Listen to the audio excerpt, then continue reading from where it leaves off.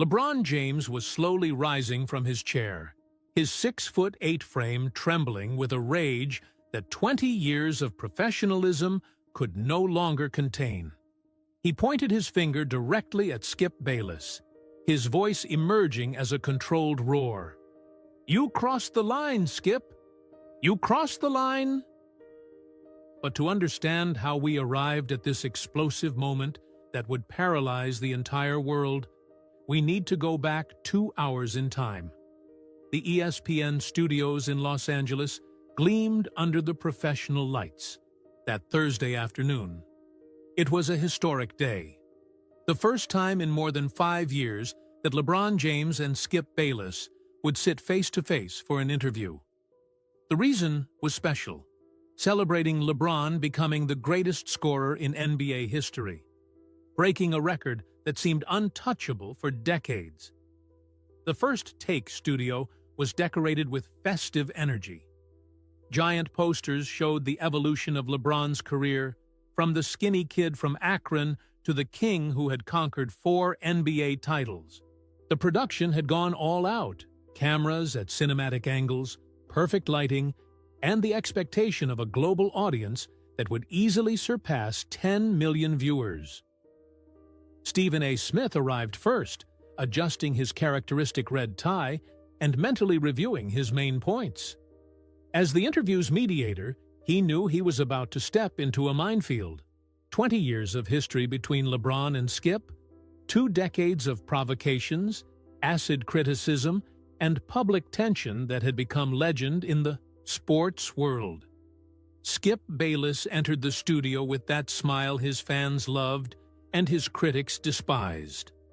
At 72 years old, he maintained the arrogant posture that had made him famous, wearing his impeccable navy blue suit and carrying the air of someone who knew exactly what he was doing.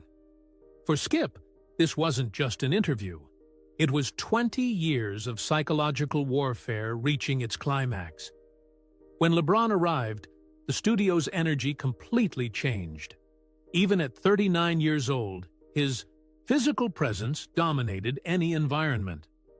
He wore an elegant gray suit, was relaxed and smiling, clearly in a moment of peace with his legacy.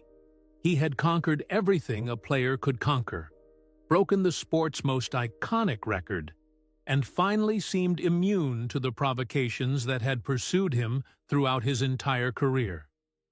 "LeBron, welcome back to First Take," Stephen A. said, his voice carrying the professional tone that masked his apprehension. "It's an honor to have you here to celebrate this historic moment." "Thank you for having me, Stephen A.," LeBron responded, his voice calm and controlled.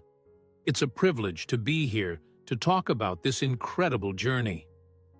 Skip observed everything in silence, like a predator studying its prey. He had spent 2 decades planting seeds of doubt about LeBron, questioning his mentality, comparing him unfavorably to Michael Jordan, criticizing every career decision. But LeBron had persevered through it all, and now he was there as the greatest scorer in history. For many, this should be the end of the war. For Skip, it was just the beginning of a new battle. "Before we begin," Stephen A. continued, "I think it's important to acknowledge the history you two have. Skip, you've been one of LeBron's most vocal critics over the years. LeBron, you've rarely responded directly. Today, can we have a civilized conversation about legacy?" LeBron smiled, but there was something forced in the expression. "Sure, Stephen A. I'm at a moment in my life where I can look back and appreciate the entire journey. Even the criticism was part of the process." Skip couldn't resist the first jab. "LeBron, first, congratulations on the record. It's truly impressive." He made a calculated pause. "Of course, some records are more impressive than others. Michael never needed 21 years to achieve what he accomplished in 15. LeBron's jaw contracted almost imperceptibly. Stephen A. immediately sensed the tension. "Skip, today is about celebrating a historic achievement? No, it's fine, LeBron interrupted, forcing the smile back onto his face. Skip is Skip. I expected this. The difference is that Michael was lucky to play in a different era, with different rules, against different competition. I played against 5 different generations of players. Different competition? Skip laughed. LeBron, you changed teams 3 times to find easier situations. Michael built a dynasty in Chicago. I brought a title to Cleveland after 52 years of drought, LeBron responded, his voice still controlled but with a sharper edge. Something Michael never did for his hometown.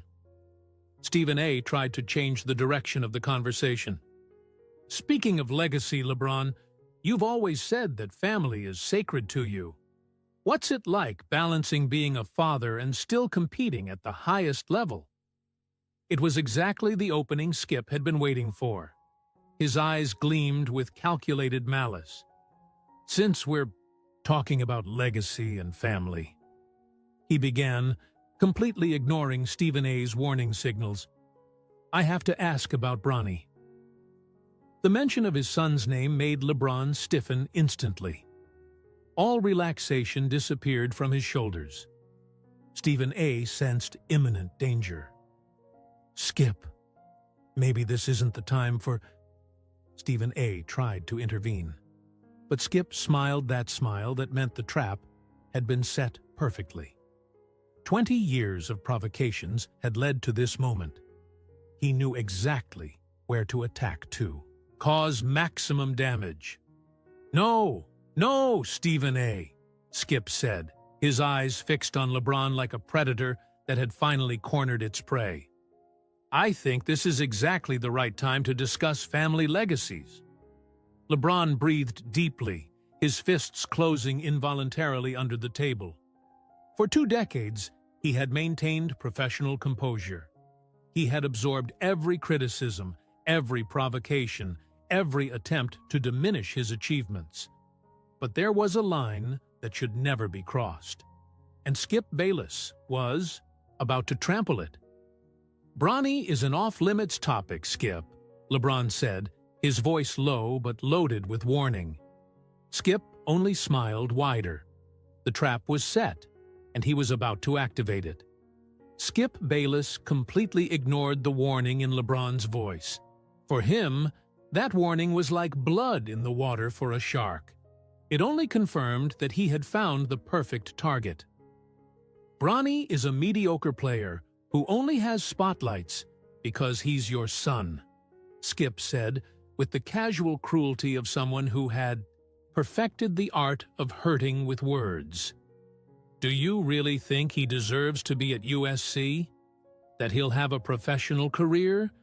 Or is this just famous daddy forcing unrealistic dreams? The change in LeBron's body language was instant and dramatic. His hands, which had been relaxedly resting on the table, closed into fists. His jaw contracted as if he were biting steel. His breathing, previously calm and controlled, became visibly faster. Stephen A. Smith felt the danger like an animal senses an approaching storm. Skip, I really think that... No, let him talk, LeBron interrupted, his voice coming out deeper than normal. Let him show who he really is in front of millions of people. But Skip was far from finished. 2 decades feeding this obsession had transformed him into something dangerous, a man who knew exactly where to press to cause maximum emotional damage. LeBron, look, I understand a father's love, Skip continued, feigning compassion while preparing the next blow. But you're creating impossible expectations for that kid. And when he fails, because he will fail, it will be your fault for feeding illusions that should never have existed. LeBron leaned forward in his chair, his 6'8" height making the table look small. Skip, you don't know my son. You don't know the work he puts in. You don't know his character." "I've known basketball for 30 years, Skip retorted with that venomous smile that had become his trademark. "I know talent when I see it, and I know mediocrity when I see it too." The word mediocrity hit LeBron like a slap in the face. Stephen A. realized he was completely losing control of the situation. "Guys, let's get back to why we're here," Stephen A. tried desperately. "The historic record, LeBron's journey." Skip wasn't interested in salvation. He was interested in destruction. "Michael never exposed his children this way because he knew how to protect them," Skip continued, each word chosen to cut deeper. "He understood that being a great player doesn't automatically make you a great father." LeBron breathed deeply, clearly fighting a monumental internal battle. On one side, 2 decades of professionalism and emotional control built through thousands of interviews. On the other, the most primitive and powerful instinct of a father, protecting his son from attacks.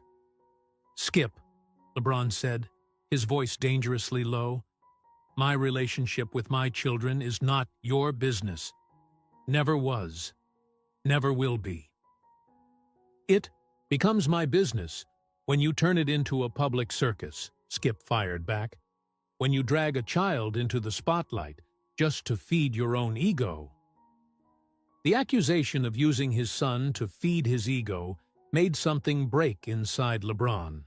His hands trembled slightly, not from fear, but from contained rage that was reaching dangerous levels. "You're talking about a 19-year-old kid," LeBron said, his voice beginning to crack with raw emotion. "A kid who works every day, who never asked for this attention, who just wants to play basketball." Skip sensed he was close to hitting the core. Like a boxer who realizes his opponent is staggering, he prepared the mercy blow. "Seriously, LeBron, do you think you're helping Bronny by creating this circus?" Skip asked, feigning genuine concern. "Because I see a desperate father trying to live through his son, and that's sad to watch."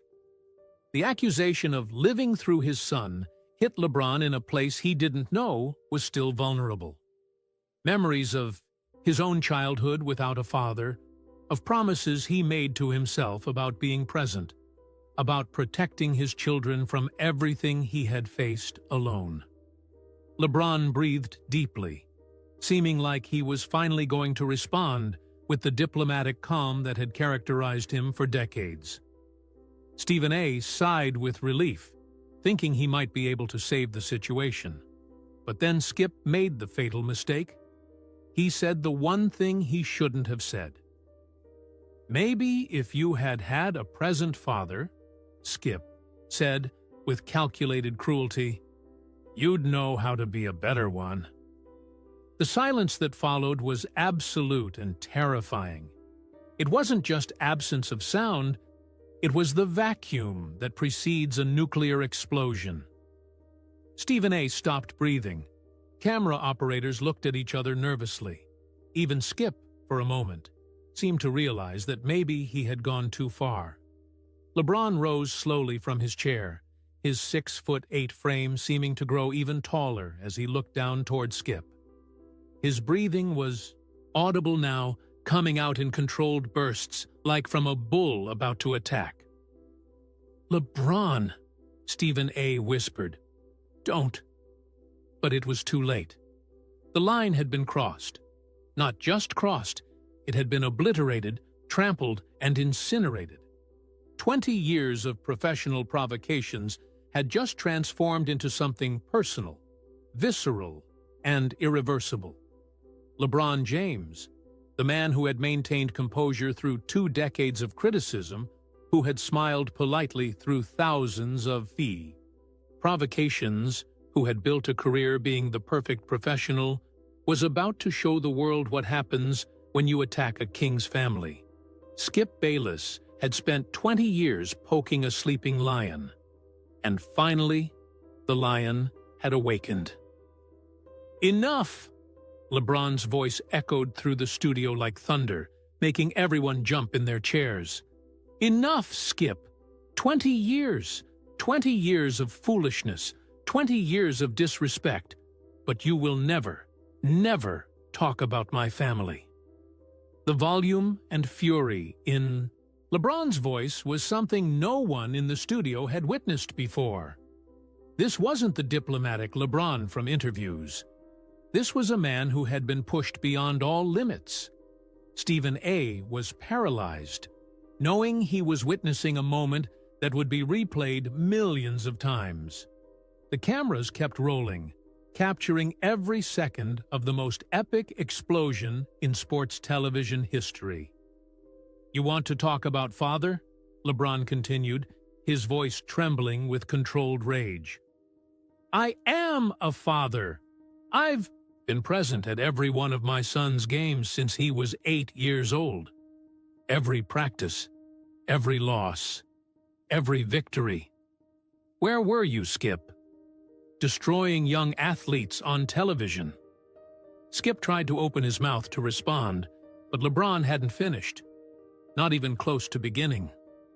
"You want to talk about legacy?" LeBron roared, pointing directly at Skip.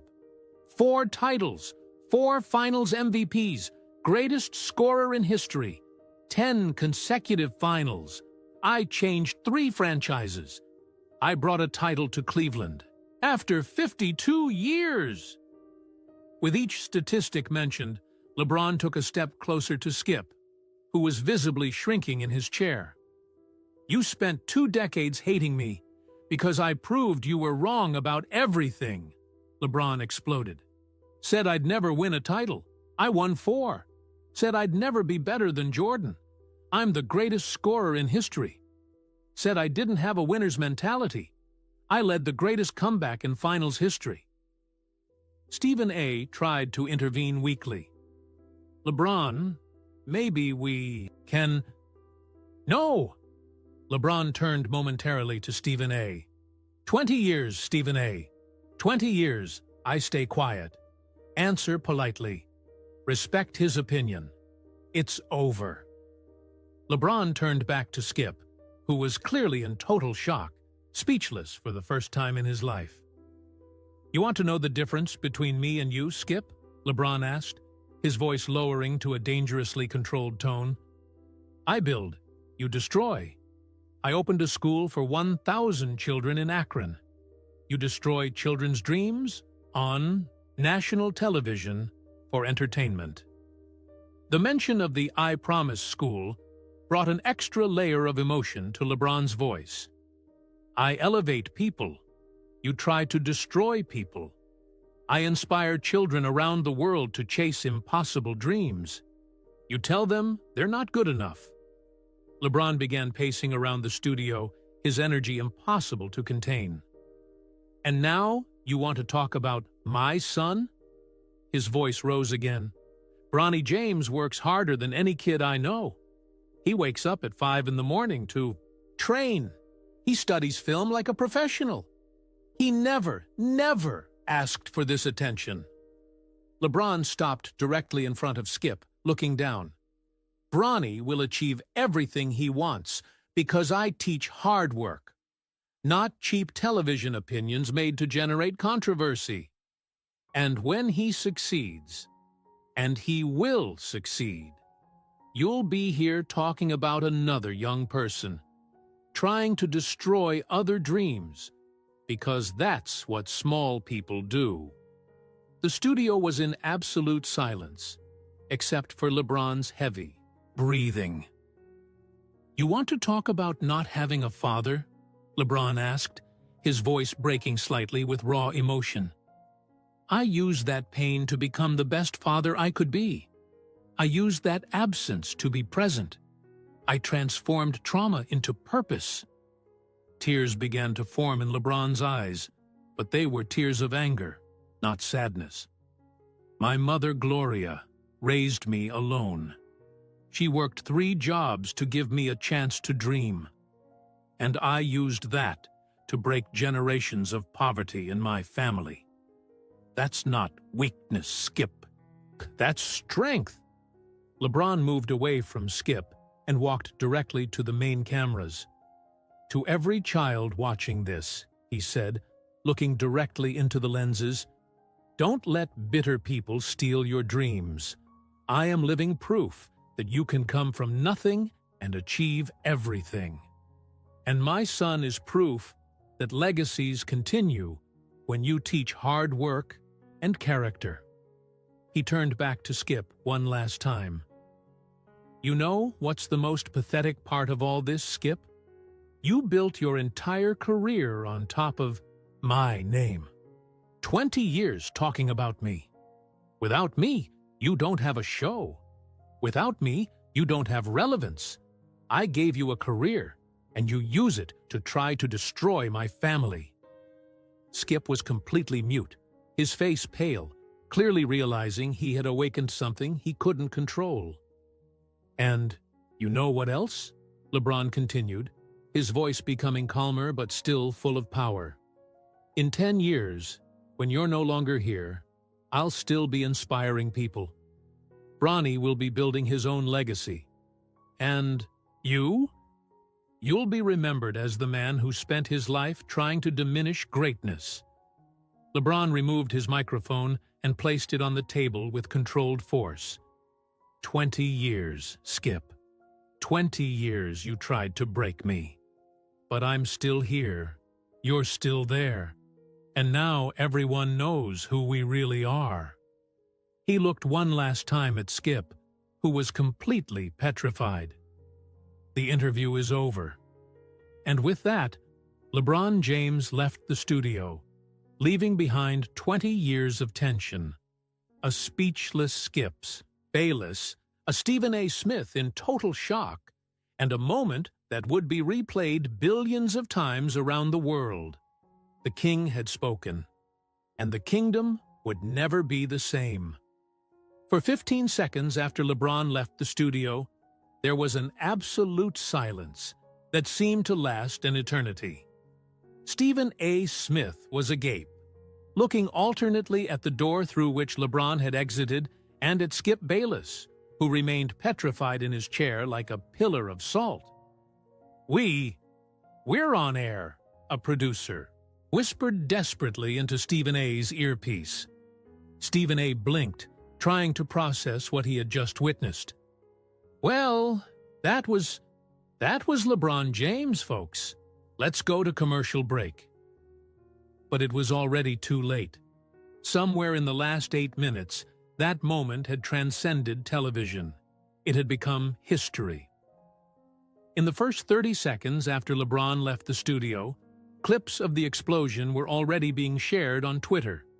In 2 minutes, LeBron destroyed Skip was trending in the United States. In 5 minutes, it was trending worldwide in 17 countries. The first viral tweet came from a random user. Holy S. LeBron just ended Skip Bayless's entire career, live on TV. 127,000 retweets in 15 minutes. In Twitter's offices in San Francisco, engineers watched with fascination as the numbers exploded in real time. The clip was being shared faster than any sports moment in the platform's history. Kevin Durant was one of the first athletes to react. That's how you defend your family. Respect, King. Magic Johnson followed. In 40 years covering basketball, I've never seen anything like that. LeBron spoke truth to power. But it was Michael Jordan's reaction that really broke the internet. The man who had been used as a weapon against LeBron for 2 decades posted a photo of him and LeBron embracing with the caption, "A father's love knows no limits. Respect." 23. 50 million views in 2 hours. 100 million in 6 hours. Numbers that would make any viral marketing team cry with envy. In ESPN's studio, executives were in total panic. Skip Bayless had finally spoken after 20 minutes of silence, saying only, "Maybe I went too far." It was the first time in decades anyone had seen him vulnerable. Shannon Sharp, Skip's partner on Undisputed, posted a video. "Skip, you went too far, man. Family is off limits. Always has been, always will be." LeBron had every right to defend his son. But the most powerful reactions came from ordinary people. Parents sharing the video with messages about protecting children. Young athletes saying LeBron had given voice to what they had always wanted to say to critics.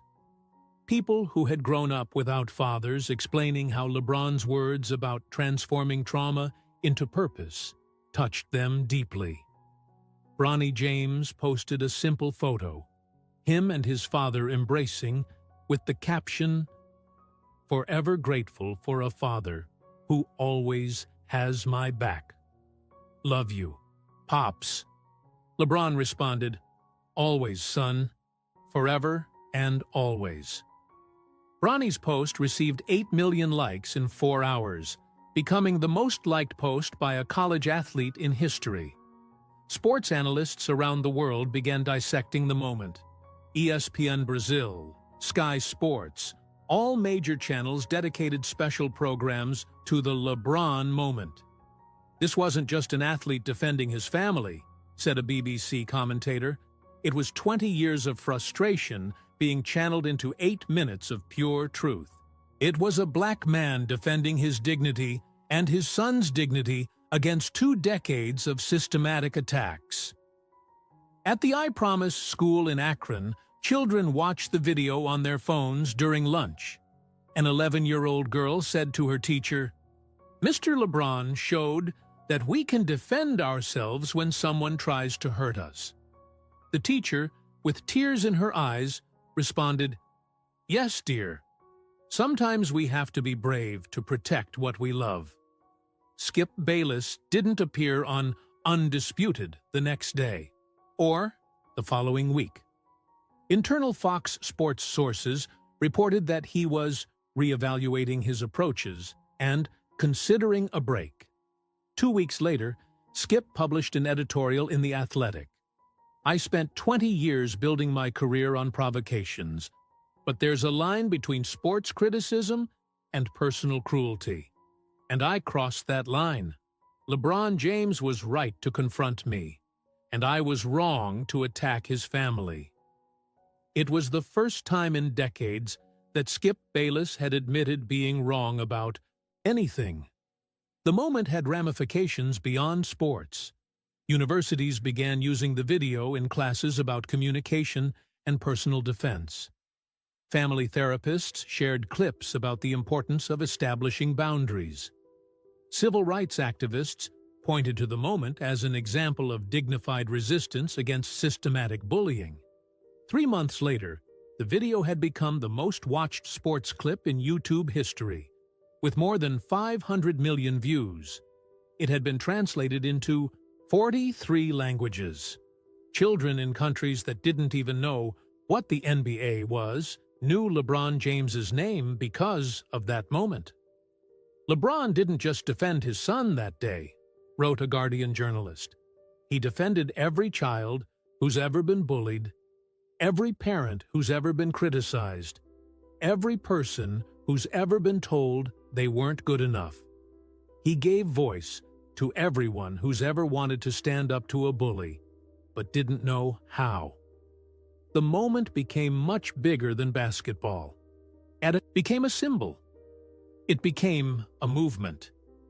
And in a house in Beverly Hills, LeBron James watched the news with Bronny at his side, observing how 8 minutes of raw truth had changed the global conversation about family, protection, and dignity.